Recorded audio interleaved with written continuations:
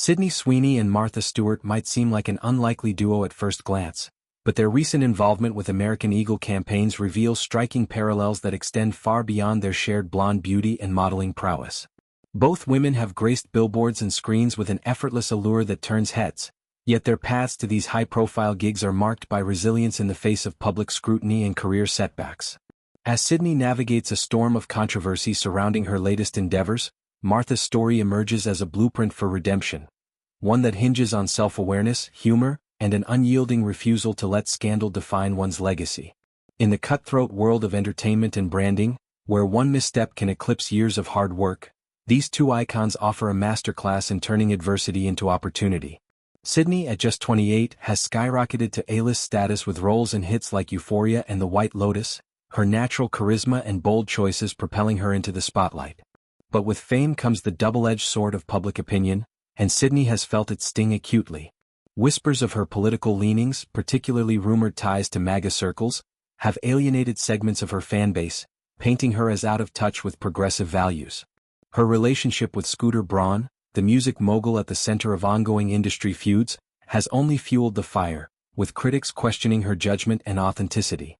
Add to that alleged behind-the-scenes clashes with co-stars, rumors of tension on set that hint at a diva-like demeanor, and Sydney's image has shifted from rising ingenue to Hollywood pariah in the eyes of some.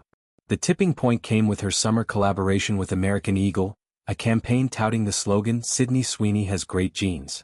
Intended as a playful nod to her enviable physique and everyday style, the tagline instead ignited a firestorm. Social media erupted with accusations of eugenics undertones, with users decrying it as tone-deaf promotion of genetic superiority in an era hyper-aware of inclusivity. Boycott calls flooded the brand's mentions, and Sydney found herself at the epicenter of a cultural backlash that questioned not just the ad, but her broader worldview. Critics argued that in choosing levity over confrontation, she missed a chance to address deeper societal issues, further eroding trust among her audience. The fallout was swift. Streams dipped, endorsements wavered, and the once buzzworthy star grappled with a narrative she never intended to author. Contrast this with Martha Stewart's ascent, and subsequent tumble, from domestic goddess to disgraced mogul. At 84, Martha remains a titan of lifestyle branding, her empire spanning cookbooks, media ventures, and now, surprisingly, youth-targeted fashion lines. But her journey wasn't paved with unbroken success. In 2003, insider trading allegations shattered her untouchable facade, leading to a conviction on charges of securities fraud, obstruction of justice, and false statements. The sentencing, 5 months in federal prison followed by house arrest, marked a low point, stripping her of corporate roles and social standing. Hollywood, ever fickle, turned its back, leaving Martha to rebuild from the ashes of her own making. Her initial comeback attempts, like a self-titled cooking show, sputtered amid waning interest, as the public struggled to separate the woman from the scandal. What set Martha apart was her pivot to vulnerability, a strategic embrace of the very ridicule that could have buried her. In 2015, she stepped into the unpredictable arena of Comedy Central's roast of Justin Bieber, a move that stunned even her inner circle. Unfamiliar with the format, "My publicist said this is a little bit out of your milieu," she later laughed in her Netflix docuseries. Martha dove in headfirst, sharing the stage with comedy heavyweights like Kevin Hart, Snoop Dogg, and Shaquille O'Neal. What followed was a revelation, the poised homemaker unleashing a barrage of self-deprecating zingers about her prison time that had the room roaring. "Justin, I'm sure it's great to have 60 million followers on Twitter, but the only place people will be following you in jail is into the shower," she quipped, owning the narrative with razor-sharp wit.